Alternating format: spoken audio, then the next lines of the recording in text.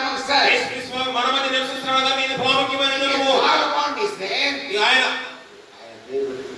ఆయన మన పేరు పెట్టి పిలిస్తే ఆయన మనం ఆయన పేరు పెట్టి పిలిస్తే ఆయన మనకు జవాబు ఇచ్చే దేవుడు. అది యేసుక్రీస్తులో ఉన్న ఔన్నత్యమైన ప్రాముఖ్యమైన సంగతి. ఏది ప్రాముఖ్యమైనది? యేసుక్రీస్తు నుండి మనం ఏమి పొందగలము? యేసులో మనం ఏమి పొందగలము? ప్రభువా తండ్రి వీరు ఏం చేస్తున్నారో వీరు తెలియదు కానీ వీరు క్షమించమని ఆయన మొదటి మాట. ఆ దాంట్లో ఉన్న వర్తమానం ఏమైంది? దాంట్లో నీకు ఉన్న వర్తమానం క్షమించాలి. యేసుక్రీస్తు అందరిని క్షమించాడు. యేసుక్రీస్తు పిలాతుని, హేరోదుని, ఇశ్రాయేలీయులను క్షమించాడు. మనం కూడా అదే విధంగా ఇతరులకు క్షమించగలిగిన హృదయం కలిగి ఉండాలి.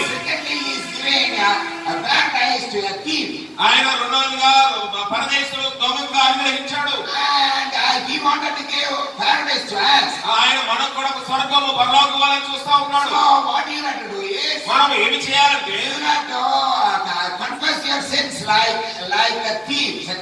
ఆయన రెండోగా మనము కూడా పాపంలో ఒప్పుకోవాలి. ఆయన రెండోగా ఆయన యేసుప్రభు ఏమైనా చేయగలని అర్థం చేసుకోగలిగాడు. ఆయన రెండోగా యేసుక్రీస్తు ఏ నేరం చేయాలని అర్థం చేసుకోగలిగాడు. ఆ విధంగా నువ్వు కూడా అర్థం చేసుకోవాలి. నా యేసుక్రీస్తు ప్రభువారు ఆయన ఏ నేరం చేయలేదు. ఇది నా పాపము, ఇది నా శాపము. అందువల్ల ఆయన సిలువలో యేసుక్రీస్తు సిలువ ఎక్కవలసి వచ్చినది. ఆ మూడవ మాట ఏమైనది? ఆయన తండ్రికి కుమారుడు, తల్లికి కుమార్తె మధ్య సంబంధము.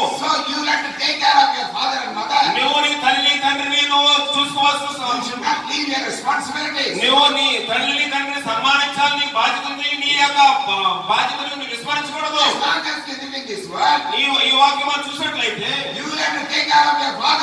నీవు నీ తల్లి తండ్రి యొక్క సంరక్షణ చూసుకోవాల్సిన బాధ్యత ఉంది. నువ్వు పెళ్ళవునా వివాహితుడైనా, నీకు పిల్లలున్నా పిల్లలేకపోయినా నీవు నీ తల్లి తండ్రిని సంరక్షించాల్సిన బాధ్యత ఉన్నది. నాలుగో మాట ఏమి సెలవిస్తా ఉంది? నాలుగో మాట ఏమి సెలవిస్తుంది? నా తండ్రి నా దేవా నా దేవా నన్ను విడిచిపెట్టావు. God the Father forsaken his Son for the sake of your sin. నీ పాప నిమిత్తమే నా పాపత్వమైన తండ్రి అయిన దేవుడు తన కుమారుడు విడిచిపెట్టాడని మనం తెలుసుకోవాలి. And we should understand that we must not forsake the Lord Jesus Christ. మనం అర్థం చేసుకోవాల్సింది ఏంటంటే యేసును మనం విడిచిపెట్టకూడదని. How many times when you commit sin?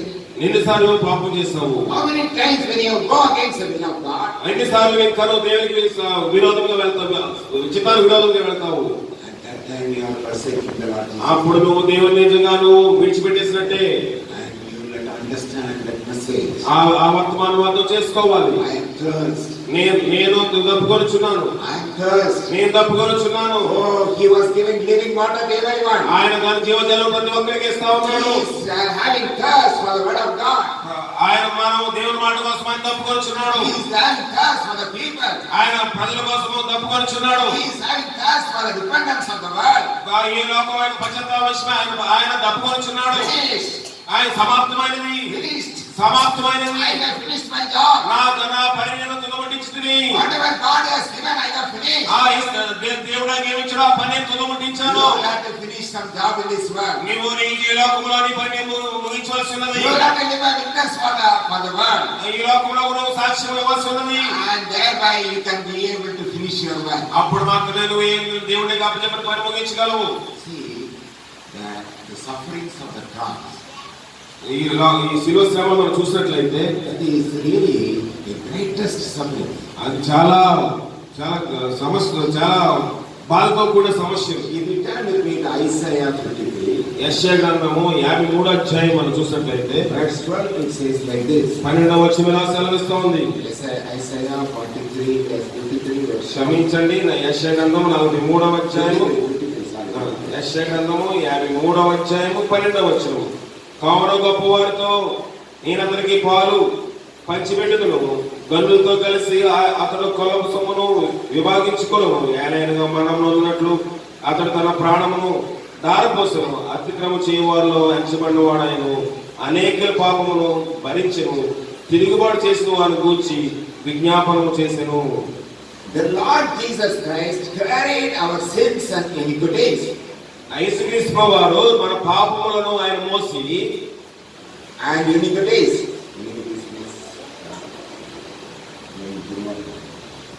ఆయన మన పాపములను అతిక్రమం. ఆయన మన అతిక్రమములను మోసి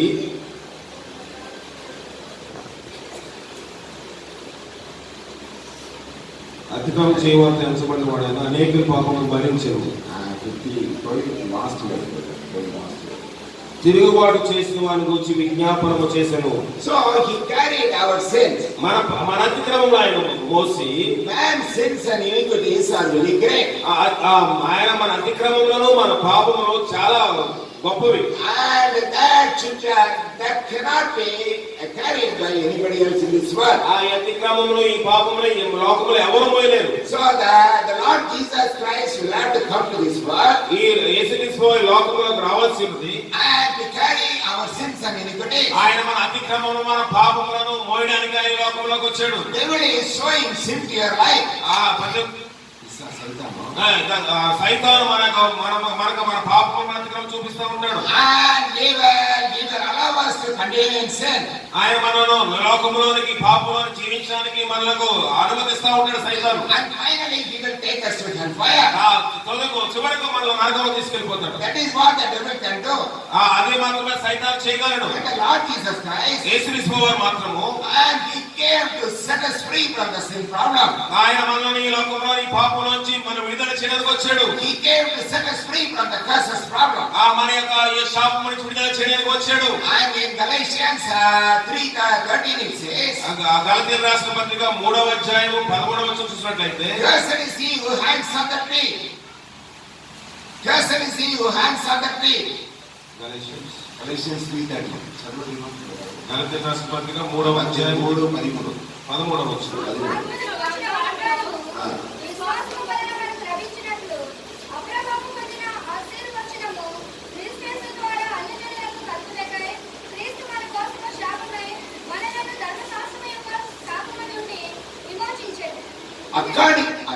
According to the law you are to be punished. ధర్మశాస్త్ర ప్రకారము మనము శిక్షించబడాలి. God has given 10 commandments. యేసుప్రభువారు దేవుడు మనకు 10 ఆజ్ఞలు ఇచ్చాడు. And according to the law, ధర్మశాస్త్ర ప్రకారము and you are to be punished. నీవు శపించబడాలి. What punishment should be given to you? నీకు ఏ శాపం ఇవ్వబడాలి? And the punishment is the hellfire. అది ఏ శాపం అంటే అది నరకాగ్ని అనే శిక్ష. And that punishment the Lord Jesus Christ took on his ఆ shoulder. శిక్షను యేసుప్రభువారు శిలువలో తీసుకుని, Your forefathers and your fathers acquired some curses. నీ యొక్క నీ పితరులు నీ తల్లిదండ్రులు కొంత శాపాలు భరించారు. And because of them, వారి వల్ల you are undergoing the curses. నువ్వు కూడా శాపం గుండా వెళ్తా ఉన్నావు. But the Lord Jesus Christ, యేసుక్రీస్తు వారు మాత్రము he took all the curses of your forefathers. నీ పితరుల యొక్క 4 తరాల కోసం ఆయన భరించి, He took all the curses of your fathers. నీ యొక్క తల్లిదండ్రుల యొక్క శాపం ఆయన భరించి, And he is setting you free. నేను సర్వ పాపం నుంచి సంపూర్ణంగా విముక్తి కలిగజేస్తా ఉన్నాను. No more curses. ఇంకా ఏ శాపం లేదు, No more sin. ఇంకా ఏ పాపం లేదు. I am setting you free. నేను ప్రభు నేను విడుదల I చేస్తా am ఉన్నాను. making you as a comfortable person in this world. నేను సమర్థమైన మనుషులుగా చేస్తాను. And that is what the Lord Jesus Christ did for you. ఆయన యేసుప్రభు వారు నీ కోసం చేసినది. If you turn with me to Romans 6th chapter, రోమీయులకు రాసిన పత్రిక 6వ అధ్యాయం చూసినట్లయితే, verse 23 it says, "For the wages of sin is death, but the gift of God is eternal life in Jesus Christ our Lord." పాపం వల్ల వచ్చే జీతం మరణం అని వాక్యం సెలవిస్తా ఉంది. ఏలయనగా పాపం వల్ల వచ్చే జీతం మరణం, అయితే దేవుని కృపావరము మన ప్రభువైన యేసుక్రీస్తు నిత్య జీవము. The wages of sin is death. పాపం వల్ల వచ్చే జీతం మరణము. The wages of sin is death. పాపం వల్ల వచ్చే జీతం మరణము. Sin will take you, give you death.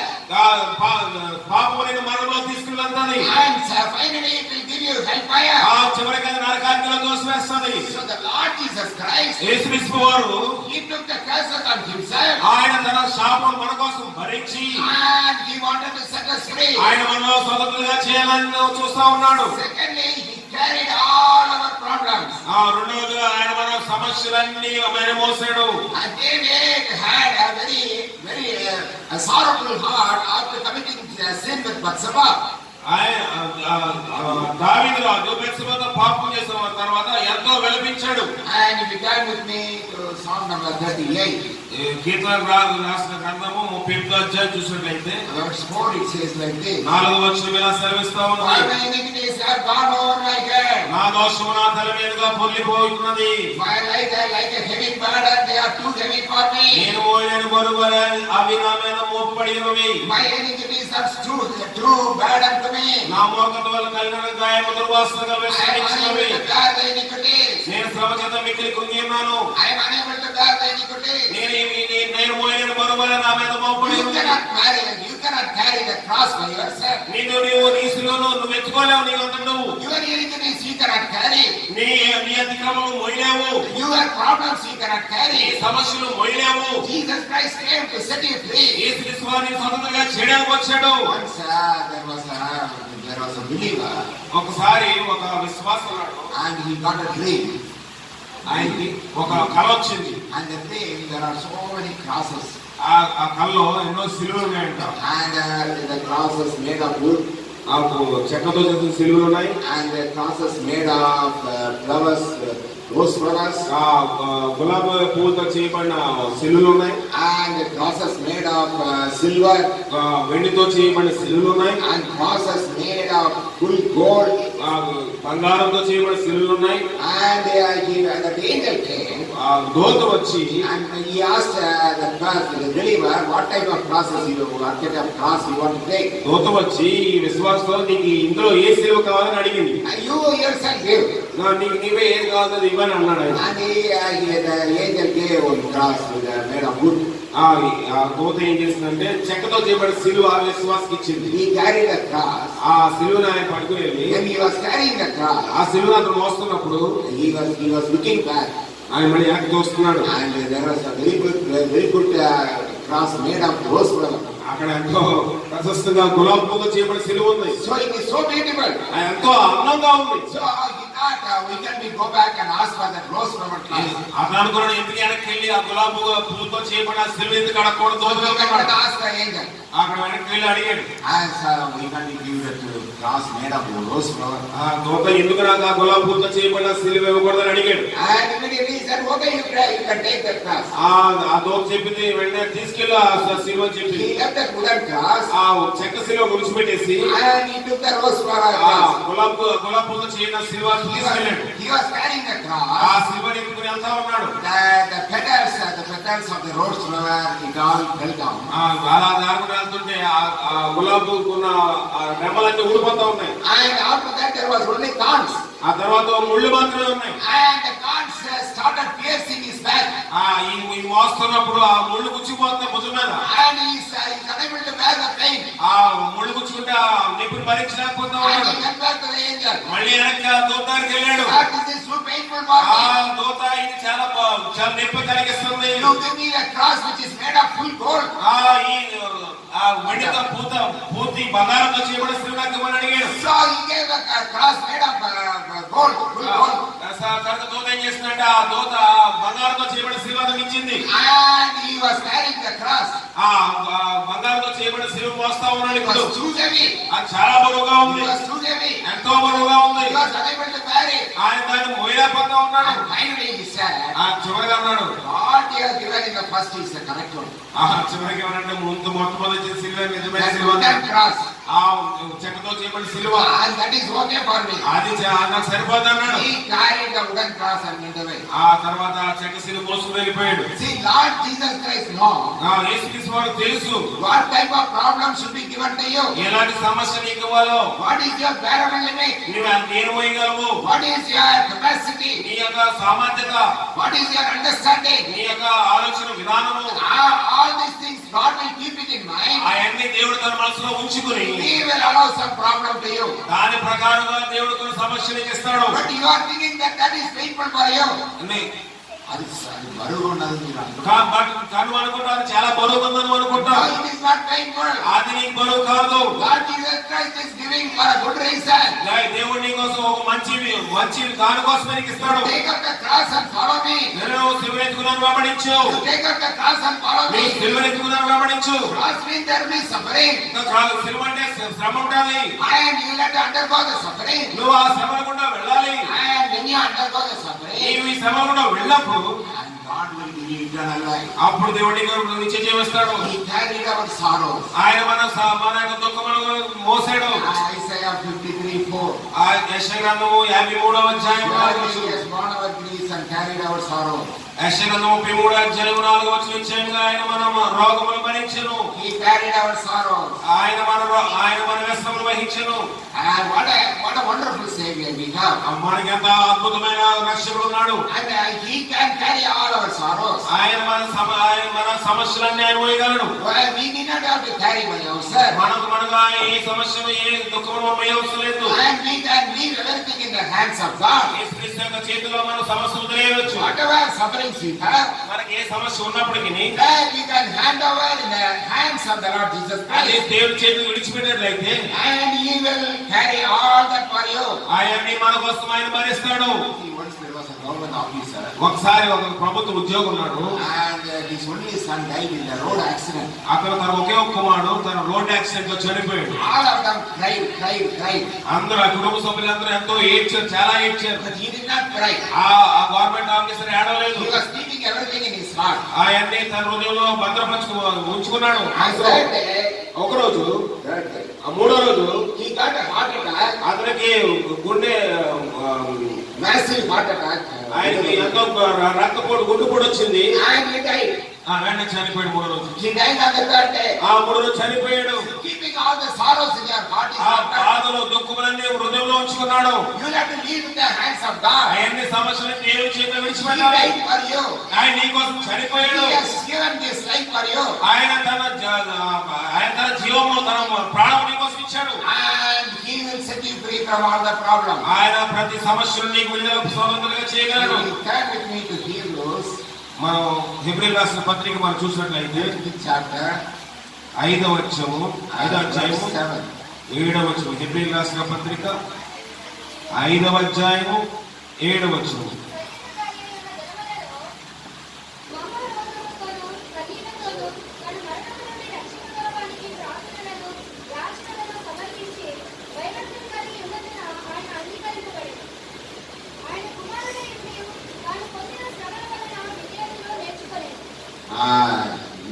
Though he was a son, ఆయన కుమారుడైనప్పటికీ yet he had obedience ఆయన ఇంకనూ విధేయత చూపించి by the things which he suffered. ఆయన తన పొందిన శ్రమల వలన He suffered a lot for the sake of people.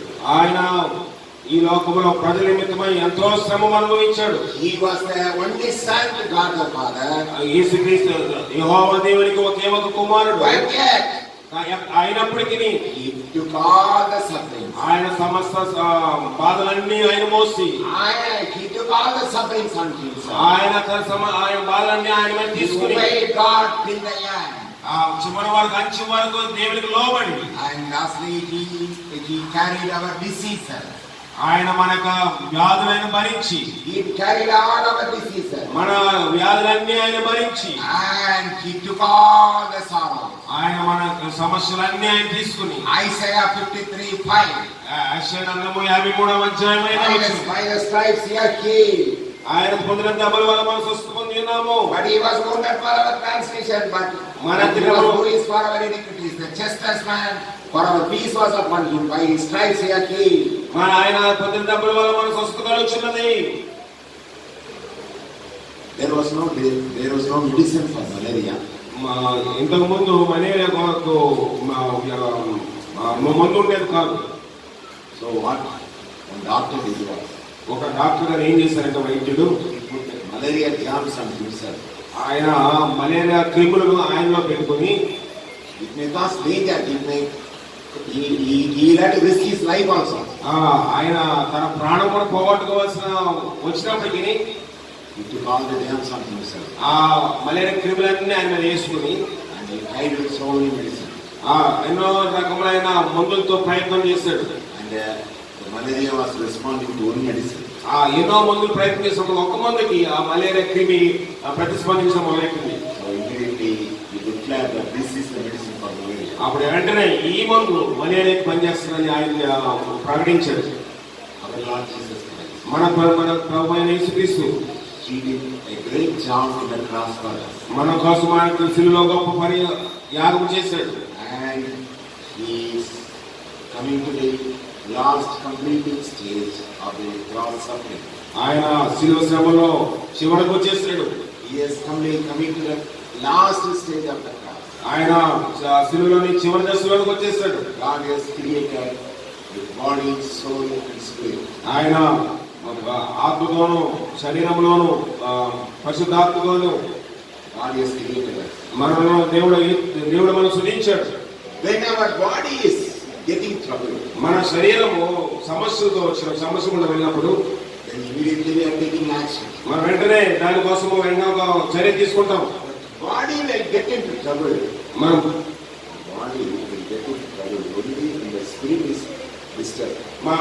మన ఆత్మ ఎప్పుడైతే మన సమస్య గుండా వెళ్తుందో అప్పుడే శరీరానికి ఏదో ఇబ్బంది కలుగుతుంది. To put it in other words, if you are not careful about prayer, if you are not careful about reading the word of God, if you are not careful about obeying the voice of God, your spirit will be damaged. ఇంకో మాటలో చెప్పాలంటే మన వాక్యం చదవకపోయినా సరైన ప్రార్థన చేయకపోయినా ఆత్మవిశ్వాస సరైన జాగ్రత్త తీసుకోకపోతే మన శరీరంలో ఏదో బలహీనత ఏర్పడుతుంది.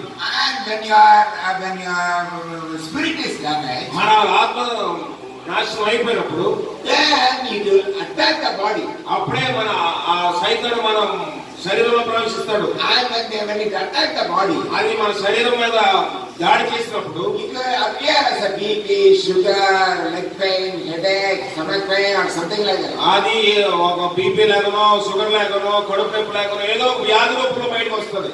And when you are getting all these pains, ఈ సమస్యలన్నీ వచ్చినప్పుడు ఈ you బాధ are going to the doctor. అప్పుడు డాక్టర్ దగ్గరికి You వెళ్తావు. are going to running to the doctor. అప్పుడు నువ్వు డాక్టర్ దగ్గర పరిగెడతావు. And midnight also you are running to the doctor. అర్ధరాత్రి కూడా పరిగెడతావు. When your spirit is damaged, నీ ఆత్మ సంబంధమైన స్థితి నాశనం when అయిపోయినప్పుడు your spiritual life is not in control with God, దేవుని యొక్క ఆత్మ సంబంధమైన జీవితం దేవుని యొక్క శక్తితో అనుకరించడం పోతే and that time you are not taking care. అప్పుడు నువ్వు దాని గురించి శ్రద్ధ తీసుకోవు. You will have to take care of your spirit. నువ్వు నీ ఆత్మ విషయమై జాగ్రత్త తీసుకోవాలి. When you take care of your spirit, నీ ఆత్మ విషయమై జాగ్రత్త తీసుకున్నప్పుడు and you will not get BP, sugar, all these kind of ఈ problems. లోకంలో ఉన్న ఈ రోగములన్నీ నీకు ఏమీ రావు. Because God said, I will protect you from all the diseases. నేను దేవుడు అంటా ఉన్నాడు ఈ లోకంలో ఉన్న వ్యాధులన్నింటినీ రక్షిస్తానని దేవుడు చెప్తా ఉన్నాడు.